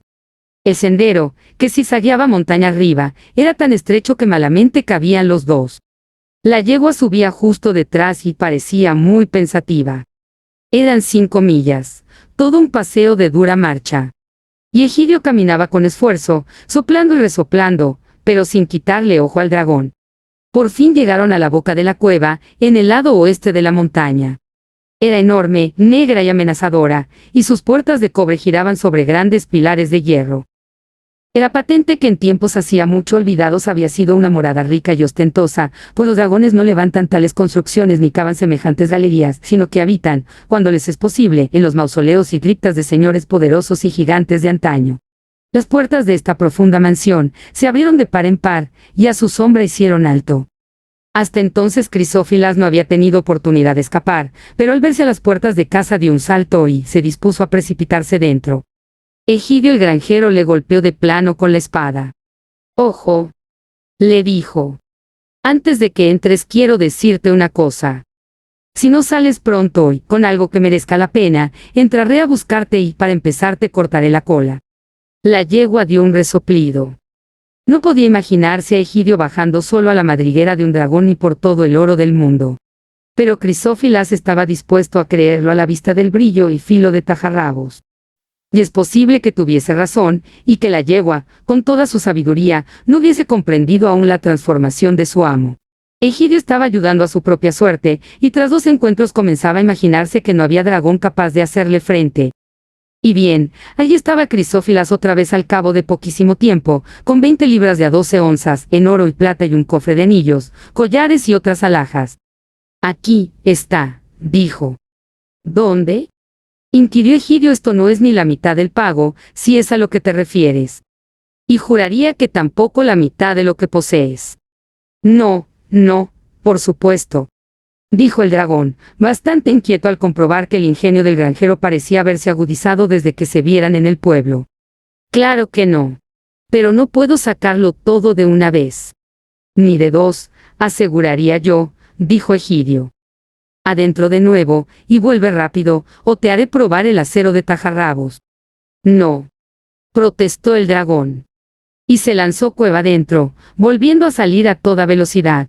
«Aquí tenéis», dijo, colocando en el suelo una enorme cantidad de oro y los cofres de diamantes. «Ahora inténtalo otra vez», dijo el granjero. «Pero inténtalo con más ganas». «¡Qué crueldad! ¡Qué crueldad!», dijo el dragón mientras volvía al interior una vez más. Para entonces la yegua torda comenzaba a mosquearse por su cuenta. «¿Quién va a llevar a casa toda esa carga tan pesada?», me pregunto yo, pensaba. Y echó una mirada tan larga y triste a las talegas y cofres que el granjero adivinó su inquietud. «No te preocupes, muchacha», dijo. «Obligaremos al viejo reptil a hacer el porte». «Piedad», dijo el dragón, que había alcanzado a oír aquellas palabras cuando salía de la cueva, por tercera vez, más cargado que nunca y con una gran cantidad de ricas joyas semejantes a fuegos rojos y verdes. «Piedad. Llevar todo esto será mi muerte, y no podría cargar un solo fardo más así me matéis». «Entonces hay todavía más». «No es cierto», dijo el granjero. «Sí. Lo suficiente como para seguir viviendo con dignidad». Por una vez, cosa extraordinaria, se acercaba a la verdad, y le resultó provechoso. «Si me dejáis lo que queda», dijo con gran astucia, «seré siempre vuestro amigo. Y llevaré todo este tesoro a casa de vuestra señoría, y no a la del rey. Y lo que es más, os ayudaré a conservarlo». Sacó entonces el granjero un palillo de dientes, con la mano izquierda, y se tomó un minuto de profunda reflexión. «De acuerdo», dijo al fin, mostrando una discreción laudable. Un caballero se habría mantenido en sus 13 para conseguir todo el botín, y lo hubiera logrado, aunque cargando además con una maldición. Era casi seguro que, si Egidio empujaba al reptil a la desesperación, éste se revolvería al final y presentaría batalla, con o sin tajarrabos. En cuyo caso Egidio, de no resultar él mismo muerto, se vería obligado a matar a su hipotética Asémila y dejar la mayor parte de sus ganancias en la montaña. Bien, ya había tomado la decisión. El granjero se llenó los bolsillos de joyas, no fuese a salir algo mal, y colocó una pequeña carga sobre la yegua. Todo lo demás lo ató a la espalda de Crisófilas en cofres y talegas, hasta que éste pareció el carro de mudanzas de palacio. No la posibilidad de que se escapara volando, porque la carga era demasiado grande y Egidio le había amarrado las alas. Esta cuerda ha resultado ser extremadamente útil, en medio de todo, pensó, y se acordó con gratitud del párroco. De modo que el dragón salió trotando entre soplido y resoplido, con la yegua, pisándole los talones y el granjero enarbolando la brillante y amenazadora tajarrabos. No se atrevió a intentar ningún truco. A pesar de la carga, la yegua y el dragón fueron más veloces al regreso que la cabalgata a la venida.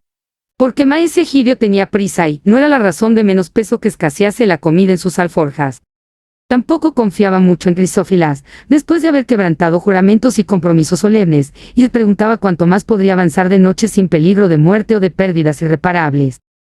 Pero antes de que oscureciese la suerte lo favoreció de nuevo, porque dieron alcance a media docena de ciervos y acémilas, que habían salido huyendo y ahora se encontraban perdidos en las colinas salvajes. Sorprendidos al verle, escaparon llenos de temor. Pero Egidio los llamó a voces. Muchachos, dijo, volved. Tengo un trabajo para vosotros, y buenas soldadas mientras dure este viaje. Entraron, pues, a su servicio, contentos de tener un guía de que su sueldo llegase ahora con mayor regularidad de lo que había sido costumbre. A partir de entonces la cabalgata la formaron 7 hombres, 6 acémilas, una yegua y un dragón, y Egidio comenzó a sentirse como lord y a hincharse como un pavo. Se detuvieron lo menos posible. Por la noche Egidio amarró el dragón a 4 estacas, una para cada pata, y puso turnos de 3 hombres que lo vigilasen. La yegua torda durmió con un ojo abierto, no fuera que los hombres intentasen por su cuenta algún truco. Al cabo de 3 días, llegaron a los límites de su propio territorio, y su llegada causó un estupor y conmoción, como pocas veces se había visto de costa a costa. En la primera aldea en que pararon, les sirvieron comida y bebida gratis, y la mitad de los mozos quisieron unirse al cortejo. Egidio escogió una docena de jóvenes de buen porte. Les prometió sueldos saneados y les compró las mejores monturas que pudo encontrar. Comenzaba a pensar en el futuro. Tras descansar allí un día, partió de nuevo seguido de su renovada escolta. Cabalgaban entonando canciones en su honor, que, aunque improvisadas, a él le sonaban a música celestial. Algunas gentes lo aclamaban y otras se alborozaban. Era un espectáculo alegre y sorprendente a la vez. Al poco, Egidio el granjero viró hacia el sur y puso rumbo a su casa, sin llegarse a la corte ni enviar ningún mensaje. Pero la noticia del regreso de maese Egidio se extendió como un incendio bajo el viento del oeste y causó gran sorpresa y confusión. Porque su llegada coincidió con los últimos ecos de un decreto real, que ordenaba a todas las villas y pueblos guardar luto por la pérdida de aquellos valientes caballeros en el paso de las montañas. Por doquiera que Egidio iba se olvidaba el luto, se lanzaban las campanas al vuelo y la gente se agolpaba a la vera del camino, gritando y agitando gorros y pañuelos. Y abucheaban de tal forma al pobre dragón que empezó a arrepentirse del trato que había hecho. Aquello resultaba de lo más humillante para alguien de antiguo e imperial linaje. Cuando llegaron a Am, todos los perros le ladraron con desprecio. Todos menos Garm, que solo tenía ojos, orejas y nariz para su amo. La verdad es que casi perdió la cabeza, e iba, dando volteretas a todo lo largo de la calle. Por supuesto, deparó al granjero una bienvenida extraordinaria. Pero probablemente nada le agradó más que encontrar al molinero sin una puya que llevarse a la boca, y al herrero completamente desorientado. Aquí no se ha terminado todo.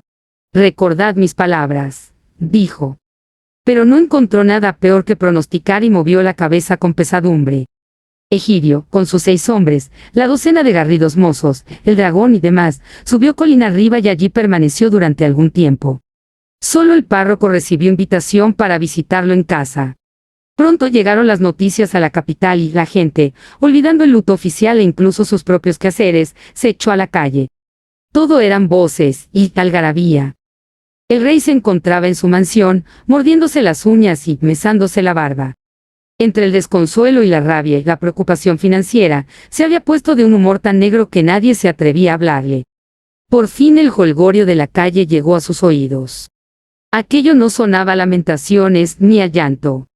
¿A qué se debe todo ese ruido?, preguntó. Ordenad a la gente que se vaya a sus casas y que guarden decentemente el luto. Esto parece un mercado de aves. El dragón ha vuelto, señor, le contestaron. ¿Qué?, dijo el rey. Reunid a todos los caballeros, o lo que quede de ellos. No hay necesidad, milord, contestaron. Con maese Egidio a sus espaldas, el dragón es la docilidad misma. Por lo menos, así se nos ha informado.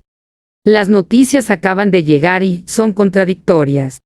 Dios bendito, dijo el rey, visiblemente aliviado.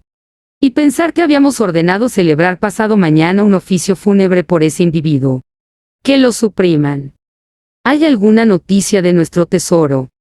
Los informes hablan de una auténtica montaña, señor, contestaron. ¿Cuándo llegará?, preguntó el rey con ansiedad. Un buen hombre es Egidio. Pasadle a nuestra presencia en cuanto llegue. Se produjo una cierta demora a la hora de responder. Por último, alguien se armó de valor y dijo: Perdonad, señor, pero hemos oído que el granjero se ha desviado hacia su casa. Sin duda se apresurará a presentarse aquí tan pronto como se halle convenientemente ataviado. Sin duda, dijo el rey. Pero, mal haya su atuendo. No tenía excusa para irse a casa sin rendir cuentas. Estamos muy disgustados. La primera oportunidad llegó y pasó, al igual que muchas otras. De hecho, Egidio llevaba ya una semana larga en casa y la corte no había recibido aún noticias o mensajes suyos. Al 10º día la ira del rey estalló. Mandad traer a ese individuo, dijo. Y lo trajeron. Costaba un día de duro cabalgar llegar a Am, y otro tanto volver. No quiere venir, señor, anunció un tembloroso mensajero al cabo de 2 días. Rayos del cielo, tronó el rey. Mandadle que se presente el próximo martes, o lo arrojaré en prisión de por vida. Perdonad, señor, pero aún así se niega a venir, dijo un acongojadísimo mensajero tras regresar solo el martes. 10.000 truenos, exclamó el rey. Encerrad inmediatamente a ese individuo. Mandad ahora mismo a unos cuantos hombres para que traigan encadenado a ese patán, gritó a los que se encontraban a su alrededor. ¿Cuántos? Tartamudearon. Está el dragón y tajarrabos y majaderías y bobadas, dijo el rey. Luego mandó traer su caballo blanco, reunió a sus caballeros o lo que quedaba de ellos, una compañía de hombres de armas, y partió al galope con fiera rabia. Toda la gente salió de sus casas, sorprendida. Pero Egidio el granjero se había convertido en algo más que un héroe. Era el ídolo local. Y la gente no vitoreó al paso de los caballeros y hombres de armas, aunque aún se descubrieron ante el rey. A medida que se acercaban a Am, el ambiente se hacía más sombrío. En algunos pueblos los vecinos se encerraron en sus casas y no se dejaron ver. Aquello transformó la ira ardiente del rey en fría cólera.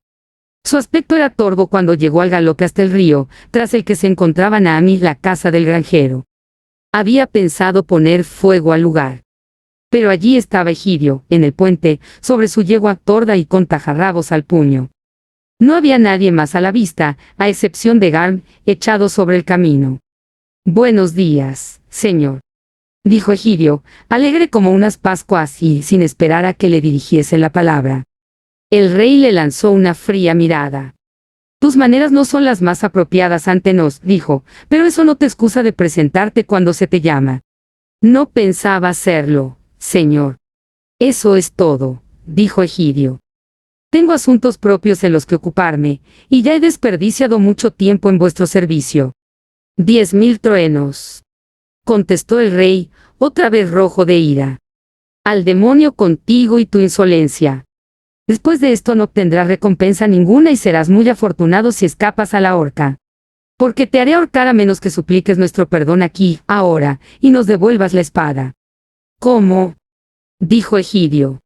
Reconozco que ya he recibido mi premio.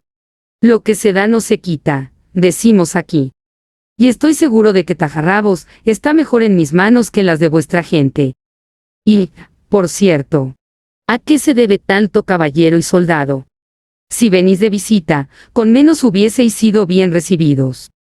Si queréis llevarme, os harán falta muchos más. El rey se sofocó. Los caballeros se pusieron muy colorados y bajaron los ojos al suelo. Algunos de los hombres de armas que se encontraban a espaldas del monarca, se permitieron una sonrisa. «Dame mi espada», gritó el rey, recuperando la voz, pero olvidando el plural majestático. «Dadnos vuestra corona», dijo Egidio. Una afirmación inusitada, como nunca hasta entonces se había oído en todos los días del Reino Medio. «Rayos del cielo. Cogedle y atadle», gritó el rey justamente encolerizado por lo que había oído. «¿A qué esperáis? Prendedle o matadle». Los soldados avanzaron. «¡Socorro! ¡Socorro! ¡Socorro!», aulló Garm. Justo en aquel momento de debajo del puente asomó el dragón. Había permanecido sumergido, oculto en el extremo más lejano. A la sazón dejaba escapar un terrible chorro de vapor, pues había tragado muchos galones de agua. Inmediatamente se formó una densa niebla, en la que solo se veían los ojos rojos del dragón. «Volved a casa, estúpidos», bramó, «o acabaré con vosotros». En el paso montañoso yacen fríos ya muchos caballeros, y pronto habrá más en el río. Todos los corceles y hombres del rey. Rugió, y saltó hacia adelante, y clavó su garra en la blanca montura del monarca, que salió galopando como los 10.000 truenos que su amo mencionaba tan a menudo. Los otros caballos lo siguieron con la misma celeridad. Algunos ya se las habían visto antes con el dragón y no guardaban buen recuerdo. Los hombres de armas se dispersaron como Dios les dio a entender en todas las direcciones menos la de Am. El caballo blanco, que solo tenía algunos rasguños, no logró ir muy lejos. El rey lo obligó pronto a dar la vuelta. Todavía podía gobernar su caballo. Y nadie iba a decir que temía a alguien en este mundo, hombre o dragón. Para cuando volvió, ya se había disipado la niebla, al igual que los caballeros y soldados. Ahora las cosas presentaban otro aspecto, con el rey completamente solo, dirigiendo la palabra a un resuelto granjero, que para colmo contaba con Tajarrabos y el dragón. Pero la entrevista no sirvió de nada. El granjero Egidio era obstinado. No estaba dispuesto a ceder, aunque tampoco a luchar, por más que el rey lo retó a combate singular allí y en aquel momento. «No, milord», dijo riéndose. «Volved a casa y calmaos. No quiero haceros daño, pero será mejor que os marchéis o no podré responder del dragón. Buenos días». Y así dio fin la batalla del puente de Am. El rey no vio nunca ni un penique del tesoro, ni recibió disculpa ninguna de Egidio el granjero, que comenzaba a tener un concepto más elevado de sí mismo. Lo que es más, desde aquel día, terminó la influencia del Reino Medio en aquella zona. En un radio de muchas millas la gente aceptó a Egidio como señor. El rey, con todos sus títulos, no pudo conseguir ni un solo hombre que luchase contra el rebelde, que había pasado a ser el ídolo del país y protagonista de baladas. Y resultó imposible silenciar todas las canciones que celebraban sus gestas. La preferida era aquella que recordaba, en 100 pareados épico-cómicos, el encuentro sobre el puente. Crisófilas permaneció largos años en Am para beneficio de Egidio, porque todo el mundo respeta al que posee un dragón domesticado. Se le había acomodado, con permiso del párroco, en el granero de los diezmos, donde lo custodiaban los 12 robustos jóvenes. De esta forma nació el primero de los títulos de Egidio. Dominos de Domito Serpente, que en lengua vulgar quiere decir señor del reptil domado. Como tal se le reconoció en muchos lugares. Pero aún pagaba un tributo simbólico al rey. 6 rabos de buey y un jarro de cerveza, que debía entregar el día de San Matías, aniversario del encuentro en el puente. Al poco, sin embargo, cambió el título de señor por el de conde, y el condado del reptil domado fue en verdad muy extenso. Después de algunos años, se convirtió en el príncipe Julius Aegidius y dejó de pagar el tributo. Porque Egidio, que era inmensamente rico, se había construido un palacio de gran magnificencia y había reunido un poderoso contingente de hombres de armas. Tenía una apariencia elegante y galana, ya que su atuendo era el mejor que podía encontrarse en el mercado. Cada uno de los 12 garridos mozos ascendió a capitán. Garm tenía un collar de oro, y mientras vivió pudo vagar a sus anchas, feliz y orgulloso, e insufrible, para sus congéneres. Esperaba que los demás perros le otorgasen el respeto que engendraba el temor y magnificencia de su amo. La yegua torda vivió en paz el resto de sus días, sin dejar nunca entrever sus pensamientos. Por fin Egidio llegó a rey, por supuesto, rey del pequeño reino. Fue coronado en Am con el nombre de Aegidius Draconarius.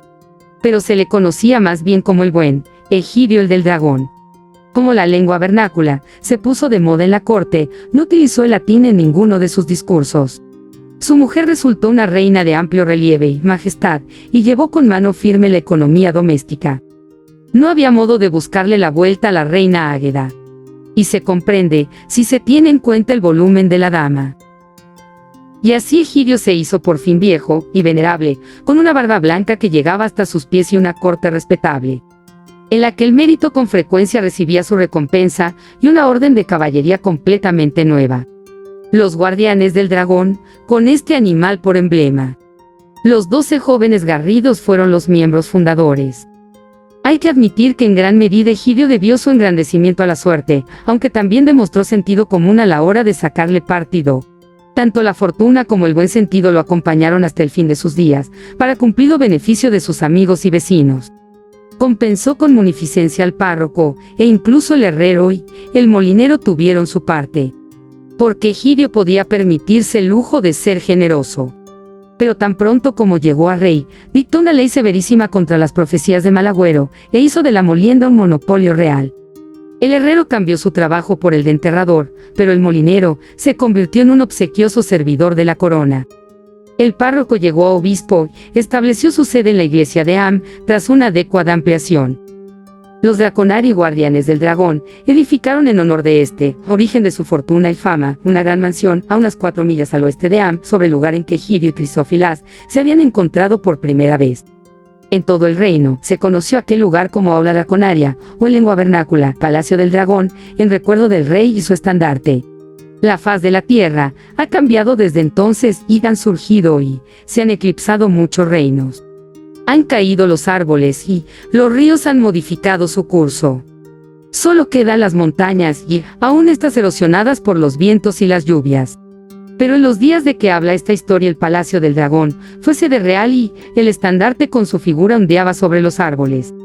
Y la vida transcurrió allí alegre y feliz mientras Tajarrabos permaneció sobre la tierra.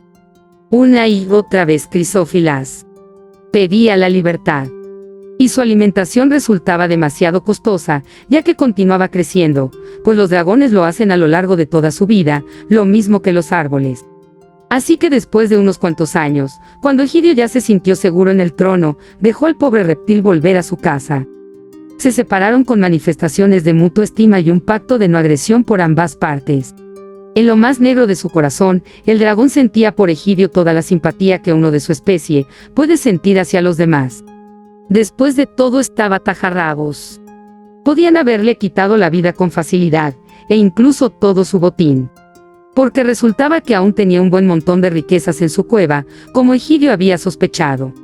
Emprendió su vuelo de regreso hacia las montañas, lento y trabajoso, pues las alas se le habían entumecido con tan larga actividad, y su tamaño y su caparazón habían crecido enormemente. Una vez en casa echó a la calle a un joven dragón que había tenido la temeridad de establecerse en ella mientras Crisófilas estaba fuera. Se cuenta que el fragor de la pelea se oyó por toda Benedotia. Cuando terminó de devorar con gran satisfacción a su derrotado oponente, se sintió mejor y se mitigaron las cicatrices de su humillación y durmió durante un largo periodo. Despertó por fin súbitamente e inició la búsqueda del mayor y más tonto de los gigantes, que había comenzado todo el asunto una noche de verano, hacía ya mucho tiempo. Le dijo lo que pensaba de él, y el pobre individuo se quedó todo apabullado. Un trabuco. Dijo rascándose la cabeza. Yo creí que eran tábanos. Finis. O en idioma vernáculo. Fin. Muchas gracias por escuchar este audiolibro. Si te gustó esta historia, hay muchas más en el canal. Hasta muy pronto.